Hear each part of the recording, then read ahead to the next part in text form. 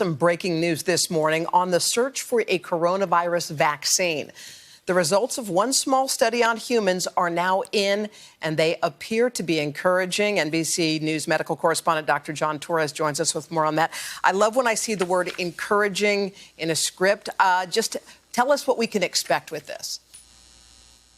And this is very encouraging. A company called Moderna, in the sprint for the vaccine, they've taken a little bit of a lead here because in their phase 1 trial, they found out that for some of the participants, they don't have all the results yet, early results now, but in 8 of the participants, they actually ended up seroconverting, we call it. So they basically found out that because of the vaccine, they had antibodies. The good part is those antibodies are neutralizing. In other words, they'll take care of coronavirus and prevent it from taking hold, safe and well tolerated. And they found out that they were getting levels equivalent to people who recover from coronavirus, and now we think have some immunity to it. On a side note, they also did an earlier study, or compared it to an earlier study of mice where they used the same vaccine and found out the mice actually were able to not get the coronavirus when they infected them with it purposefully. This is very encouraging news, but I think a lot of people, when they hear like something's close with a vaccine, that there's like a eureka moment, like, wow, we have a vaccine, let's go ahead and put it out there.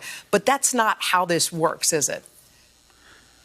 Exactly, and this is good news because we're getting step forwards in the vaccine process here, but they still have 2 more phases to go through. They'll do a phase 2, which is about 600 people, and then they'll do the big phase 3. They think they'll start that in July. That's the one that's going to give us a lot of answers. If they get through that, then we'll get the vaccine. Keeping our fingers crossed, hopefully soon. And lastly, just if all those phases go properly, when does that mean a vaccine may come?